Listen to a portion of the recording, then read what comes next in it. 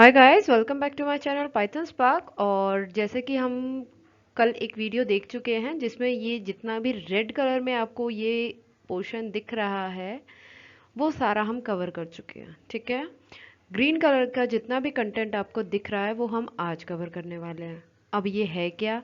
ये एसक्यूएल का सिलेबस है 2021 के स्टूडेंट्स के लिए। ठीक है, और ये जो 1920 के स्टूडेंट्स भी देख सकते हैं क्योंकि ये सारा कंटेंट आपके एग्जाम में भी आने वाला है। ठीक है, दूसरा, मैंने जो जो चेंजेस हुए हैं उसके लिए वीडियोस ऑलरेडी अपलोड कर दी है कि क्या क्या चेंजेस हुए हैं सिलेबस में। तो आप प्लीज़ वीडियो जाके देखो, मैंने प्लेलिस्ट बना रखी है, सबके लिए प्लेलिस्ट बनी हुई है। आपको जिस जो भी कंटेंट देखना है आप वहाँ जाके प्लेलिस्ट में चेक कर सकते हो। ठीक है, एसक्यूएल नाम होगा प्लेलिस्ट का, एसक्यूएल वीडियोस। ठीक है, और हम अभी किसके रिगार्डिंग पढ़ रहे हैं? क्लास 11th आईपी सिलेबस देख रहे हैं हम, और क्लास 12 सीएस सिलेबस देख रहे हैं एक साथ। ठीक है, एक साथ क्यों? क्योंकि क्लास 12 सीएस में एसक्यूएल है और क्लास 11 सीएस में एसक्यूएल नहीं है। ठीक है, तो क्लास 11th आईपी में है, तो इसीलिए सीएस वालों को जो 11th का सिलेबस है वो भी 12th में पढ़ना पड़ता है। फाइन, तो इसीलिए हम दोनों सिलेबस को साथ में लेके चल रहे हैं। तो आज जो भी ग्रीन कलर का पोर्शन है वो हम कवर करने वाले हैं। So let's get started. A DBMS key is an attribute, a set of an attribute which helps you to identify a row in a relation। यानी कि किसी भी रो को आप किस तरह से आइडेंटिफाई कर सकते हो एक रिलेशन में, वो हम कीज के थ्रू देखेंगे। ठीक है, कितने टाइप्स की की होती है और भी सारे इंपॉर्टेंट टॉपिक्स। देखो, सीबीएसई का पॉइंट ऑफ व्यू से पढ़ा रही हूँ, सीबीएसई के सिलेबस के अकॉर्डिंग तो 100% है कि ये आने वाला है। तो वीडियो अगर आप आधे में देखते हो या आधी देखते हो तो आई एम नॉट रिस्पॉन्सिबल कि अगर आपके कल को कम मार्क्स आते हैं। तो मेक श्योर मैं आपका तभी आपको नंबर दिला पाऊंगी जब आप पूरा पढ़ेंगे। ठीक है, पूरा रिस्पॉन्स देंगे, क्वेश्चन पूछो। नीचे मेरा नंबर फ्लैश हो रहा है, वहां पे अगर कोई क्वेरी होती है वीडियो देखने के बाद you can just ask me. ठीक है, और अगर वीडियो पसंद आती है तो लाइक भी करना, शेयर करो दोस्तों के साथ, और सब्सक्राइब करना तो बिल्कुल मत भूलना। Primary key. A primary key is a field in a table which uniquely identify each row and record in a database table. There is only one and one primary key in any relationship, must not be null and unique. Means क्या है कि primary की पहली बात तो एक ही होती है। ठीक है, यानी कि जंगल में एक शेर। ठीक है, प्राइमरी की डुप्लीकेट नहीं हो सकती। दूसरी चीज़, नॉट नल और यूनिक, यानी कि प्राइमरी की आप जिस भी कॉलम को, सपोज करो मैं रोल नंबर को प्राइमरी की बना देती हूँ, तो ये कभी भी इसका कोई भी रो का डेटा खाली नहीं हो सकता और ये कभी भी डुप्लीकेट नहीं हो सकता। अगर 2 यहाँ है तो 2 यहाँ नहीं होगा, कोई अदर देन 2 नंबर ही होगा, यानी कि कोई भी डेटा डुप्लीकेट नहीं होगा। ठीक है, इसीलिए हमेशा प्राइमरी की उन उन आईडीज़ को ले आता है, जैसे आपका आधार कार्ड। ठीक है, आधार कार्ड नंबर वो आपका प्राइमरी की रहता है। आपके नेम सेम हो सकते हैं, आपका एड्रेस सेम हो सकता है, बस आपका आधार कार्ड नंबर सेम नहीं हो सकता, चाहे वो आपके फैमिली में ही क्यों ना हो। ठीक है, दूसरी चीज़, फर्स्ट नेम आपका सेम हो सकता है, last name, gender and all. ठीक है, तो यहाँ पे एक ही प्राइमरी की होगी, रोल नंबर। हम प्राइमरी की हमेशा मतलब कॉलम को लेंगे जो कि हमारे नॉट नल होंगे और यूनिक होंगे, आज भी और इन द फ्यूचर भी। फर्स्ट नेम आपके इन द फ्यूचर सेम हो सकते हैं, लास्ट नेम सेम हो सकता है, बट अगर कोई रोल नंबर है या आईडी है, आपका आधार कार्ड का नंबर है, वो सारे कभी भी डुप्लीकेट नहीं हो सकते, that will be considered as primary key. Candidate key, a candidate key is a set of attribute which uniquely identify the tuples in a relation और टेबल। तो कैंडिडेट की भी वही चीज कर रहा है, यूनिकली आइडेंटिफाई, यानी कि यूनिक होना चाहिए data. There is more than one candidate key, but यहाँ पे चेंज है कि प्राइमरी की सिर्फ एक होती है, बट कैंडिडेट की एक से ज़्यादा हो सकती है। ठीक है, यानी कि कैंडिडेट की एक से ज़्यादा हो सकती है। Candidate key can contain a null value, यानी कि एक नल वैल्यू वो कंटेन कर सकता है। मैं अगर आपको बोलूँ कि मैंने 10 लोगों का डेटा लिखा, उसमें से एक का ब्लैंक छोड़ दिया, ठीक है, तो वो एक ब्लैंक अब भी यूनिक है। अगर मैं 2 ब्लैंक छोड़ती हूँ तो डाटा डुप्लीकेट होता है, बट अगर वहाँ पे सिर्फ एक सिंगल ब्लैंक है तो अब भी डेटा कैसा है? यूनिक है। तो प्राइमरी की एक सिंगल नल वैल्यू को सपोर्ट करता है। ठीक है, अब इस टेबल को अगर हम देखें तो हमारे पास एक प्राइमरी की है, दैट इज रोल नंबर। ठीक है, अगर हम कैंडिडेट की बात करें तो रोल नंबर भी एक कैंडिडेट की है। क्यों? क्योंकि इसका डेटा कैसा है? यूनिक है। ठीक है, दूसरी चीज़, फर्स्ट नेम और लास्ट नेम, यहाँ पे फर्स्ट नेम सेम नहीं है पर ऐसा हो सकता है कि फर्स्ट नेम सेम हो, तो आप फर्स्ट नेम और लास्ट नेम दोनों को मिला के भी कैंडिडेट की बना सकते हो। मतलब सपोज करो आपके पास कोई भी यूनिक चीज़ नहीं है किसी भी टेबल में, तो आप दो कॉलम्स को आपस में जोड़ के भी उसका प्राइमरी की बना सकते हो या फिर कैंडिडेट की बना सकते हो। ठीक है। ऑल्टरनेट की is a key that can be work as primary key, यानी कि ऑल्टरनेट की ऐसी की है जो कि प्राइमरी की तरह काम कर सकती है। इट इज़ अ कैंडिडेट की that currently is not a primary key, यानी कि जो कैंडिडेट की अभी प्राइमरी की नहीं बनी है दैट इज अवर ऑल्टरनेट की। जैसे हमारी प्राइमरी की क्या है, रोल नंबर, कैंडिडेट की क्या है, रोल नंबर और last name plus first name. ठीक है, तो हमारी अल्टरनेट की क्या हो गई, first name plus last name. क्यों? क्योंकि प्राइमरी की तो ऑलरेडी रोल नंबर्स है। ठीक है, तो ये तो हमारी अल्टरनेट की नहीं होगी। तो अल्टरनेट की कौन होगी, जो प्राइमरी की जगह ले सके। तो प्राइमरी की जगह ले सकता है first name plus last name. Foreign key, a foreign key is a key use to link two tables together, यानी कि फॉरेन की दो टेबल्स को आपस में जोड़ता है। कैसे जोड़ता है?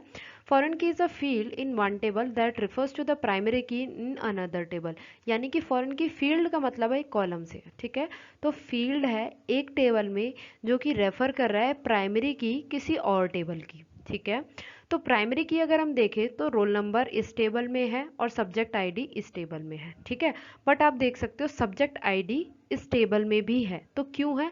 Because this is a foreign की। सपोज करो कि मैं किसी अलग सिटी में जाती हूँ या अलग कंट्री में जाती हूँ, तो मेरे ये सारी डिटेल होगी। मेरा वहाँ पे मुझे कुछ ना कुछ आईडी नंबर दिया जाएगा, नेम, लास्ट नेम, जेंडर और कोई भी जो भी चीज़ मुझे दिया जाएगा। ठीक है, उसके बाद वहाँ पे मेरा जो भी आधार नंबर होगा इंडिया का, या कोई भी मेरी आईडी जो मेरी इंडिया से लिंक होगी, उसका वो नंबर देंगे एज अ रेफरेंस। ठीक है, और उस आईडी के थ्रू वो मेरी डिटेल्स तक पहुंच पाएंगे। ठीक है, तो ये क्या हो गई, फॉरेन की। यानी कि अब जब ऐसा होता है कि हमें दो टेबल को आपस में जोड़ना है, बट हमें दोनों टेबल का कंटेंट ज़्यादा साथ में नहीं चाहिए, आपको ये रेफर करना है कि रोल नंबर 1 के पास क्या सब्जेक्ट है। ठीक है, तो सब्जेक्ट के भी बहुत सारे कंटेंट होंगे कि सब्जेक्ट का नाम क्या है, सब्जेक्ट का टीचर कौन है, तो वो टेबल बहुत बड़ी हो जाएगी। तो आपने वो टेबल बड़ी करने के बजाय आपने सब्जेक्ट आईडी डाल दी। जब भी आपको ज़रूरत पड़ेगी आप रेफर कर लोगे, okay this subject refers to, तो आपको पता चल जाएगा इंग्लिश। तो इससे क्या होता है, आपका टेबल छोटा हो जाता है, आपका डेटा मेंटेन रहता है। ठीक है, ज़्यादा मतलब जो भी आपके डेटा में जो एनोनिमस चीज़ नहीं होती है। ठीक है, यानी कि बहुत ज़्यादा खिचपिच नहीं होता है आपका डेटा, और प्रॉपरली मेंटेन रहता है। Unique key is a set of one or more field column of a table that uniquely identify. Unique key तो सिंपल सी चीज़ है, यूनिक की मतलब डेटा यूनिक। ठीक है, एक नल वैल्यू ले सकता है, जैसा कि मैंने बताया एक नल वैल्यू अपने आप में ही यूनिक है। ठीक है, तो अगर हम यहाँ देखें प्राइमरी की कौन सी है, हमारी रोल नंबर। ठीक है, और अगर मैं यूनिक की देखूँ तो रोल नंबर मेरी यूनिक की है। ठीक है, फर्स्ट नेम मेरी यूनिक की है क्योंकि राजदीप, अंकित, अक्षय, प्रतीप सारे यूनिक है। ठीक है, लास्ट नेम मेरी यूनिक की नहीं है क्योंकि उसमें कुमार 2 बार आ रहा है। ठीक है, तो इसीलिए लास्ट नेम मेरी यूनिक की नहीं होगी। जेंडर आपके यूनिक की नहीं हो सकती। मार्क्स आपके यूनिक की हो सकती है बट हम ले नहीं सकते। क्यों? क्योंकि यहाँ पे देखो यूनिक की ज़रूरत कहाँ पड़ती है, जब भी मैं आपसे ईमेल आईडी मांगती हूँ, आप कहीं भी जाते हो अपनी ईमेल आईडी बनाते हो। ठीक है, तो आप ईमेल आईडी एंटर करते हो, तो कभी कभी वो दिखाता है कि this email ID already exist, please select another. तो इसका मतलब क्या है, वो ईमेल आईडी आपकी यूनिक रखना चाह रहे हैं जो सिर्फ आपके पास हो। तो वहाँ पे ये कंस्ट्रेंट लगा होता है। देखो इनका मतलब है कंडीशंस, ये कंडीशंस लगाते हैं। ठीक है, तो वहाँ पे ये कंडीशन लगी रहेगी कि आप सिर्फ यूनिक वैल्यू ही डाल सकते हो, तो आप फिर उससे अलग कुछ सेलेक्ट करोगे। तो इसीलिए मान लो कि मैं फर्स्ट नेम पे ये चीज़ इस कॉलम पे ये कंडीशन लगा देती हूँ कि इसमें सिर्फ यूनिक वैल्यू है। ये हम अगली वीडियो में पढ़ने भी वाले हैं, कितने कंस्टेंट होते हैं, क्या क्या कंस्टेंट होते हैं, कहाँ लगाते हैं। ठीक है, तो वहाँ पे आप इस पे मैं यूनिक कंस्टेंट लगा दूँ तो आपका फर्स्ट नेम डुप्लीकेट नहीं हो सकता। अगर आप डुप्लीकेट लिखने की कोशिश करोगे तो आपको एरर मैसेज मिल जाएगा that the value is duplicate, please try another. Data definition language, देखो data definition language actually consist of SQL command. इसमें क्या होती है, एसक्यूएल कमांड्स होती हैं that can be use to define the database schema.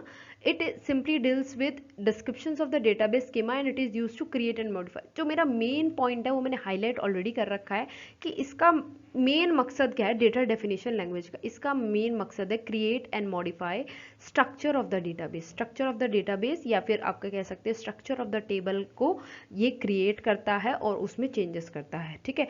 और ये बहुत इंपॉर्टेंट है, डीडीएल कमांड्स आपको एग्जांपल में पता होने चाहिए। वो आपको पूछ सकता है नेम सम डीडीएल कमांड्स, वो आपको डीडीएल की डेफिनेशन पूछ सकता है, आपको डेफिनेशन के साथ एग्जांपल देने पड़ सकते हैं, ठीक है। तो ये कमांड्स आपके लिए बहुत ज़रूरी है, इसलिए मैंने सारी मेंशन कर दी है। क्रिएट, ये सारी हम ब्रीफली भी देखेंगे, यहाँ पे मैंने शॉर्ट में बता दिया। क्रिएट क्रिएट करता है, डिलीट ड्रॉप डिलीट करता है, ऑल्टर क्या करता है, चेंजेस करता है पहले से एग्जिस्टिंग वैल्यूज़ में, ट्रंकेट क्या करता है, रिकॉर्ड रिमूव करता है यानी कि आपकी कोई भी रो की वैल्यू को रिमूव कर देगा।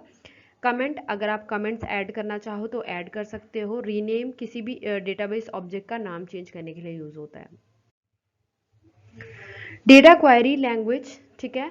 देखो DML statements are used for performing queries on the data with schema object. The purpose of DQL, यानी कि तो DML की बात हो गई। DQL का कमांड क्या है, get some schema relation based on query passed to it। देखो सेलेक्ट कमांड का मतलब है कि उसको डेटा पिकअप करना है किसके हिसाब से, जो भी कंडीशंस उसको दी गई। जैसे कि मैंने बोला वो स्टूडेंट सामने आ जाओ जिसने कि इस बार स्पोर्ट्स में प्राइज जीता है, ठीक है। तो सेलेक्ट दो student who win where prize is equal to sports, यानी कि जो भी चीज़ है, ठीक है, जहाँ पे भी आपको प्राइज स्पोर्ट्स में मिला है तो वो स्टूडेंट्स आगे आ जाओ।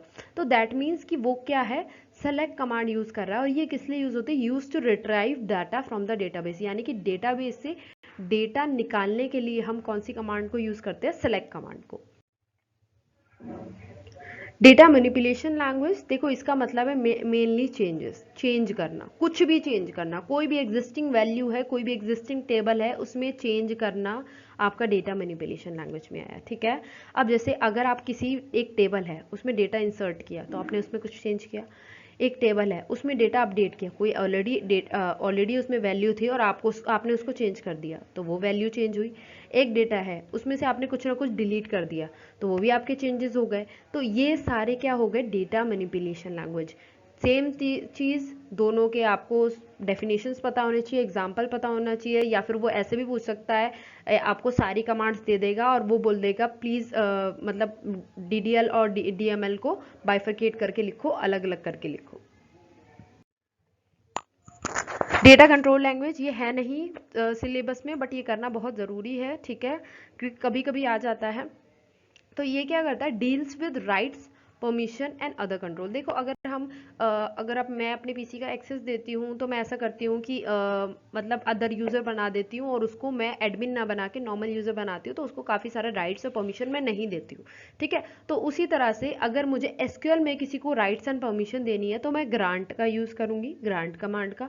और अगर मुझे वो राइट्स और परमिशन वापस लेनी है तो मैं रिवोक का यूज़ करूँगी, ठीक है।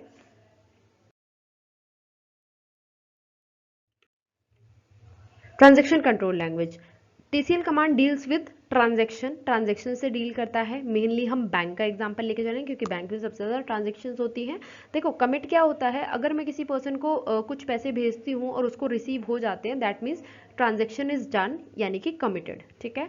अगर मैं किसी के वो पर्सन को पैसे भेजती हूँ, किसी भी टेक्निकल फॉल्ट की वजह से, किसी वजह से वो उस तक नहीं पहुंच पाते तो मेरे अकाउंट में वापस आ जाएंगे, that is my roll back, ठीक है। अगर मैं किसी भी पर्सन को पैसे भेजती हूँ, ठीक है, बट बैंक ने ये एक टेक्निकल वो कर दिया है कि हाँ ठीक है आपने पैसे भेज दिए, ठीक है, वो वहाँ तक सेव हो गया, उसके बाद जैसे ही पर्सन रिसीव कर पाएगा या फिर टेक्निकल फॉल्ट खत्म होगा उसके बाद आगे ट्रांजैक्शन हो जाएगी। तो वहाँ पे वो क्या हो गया, एक सेव पॉइंट हो गया कि ट्रांजैक्शन हो चुकी है और जैसे ही आगे का रास्ता खुलेगा वो आगे ट्रांसफर हो जाएंगे। तो वहां तक डेटा क्या हो गया, मेरा सेव हो गया, तो डेटा मेरा लूज नहीं हुआ। सेव पॉइंट बनाने से क्या हुआ, पहली बात तो रोल बैक नहीं हुआ, तो यानी कि बार बार मुझे बैक नहीं जाना पड़ा अपने जो भी कमांड्स हैं, जो भी कमांड मैंने लिखी। दूसरी चीज, मैं आगे उसी पॉइंट से स्टार्ट कर सकती हूँ जहां मैंने खत्म किया था, तो वो सेव पॉइंट का बहुत अच्छा मतलब हमारा एडवांटेज है।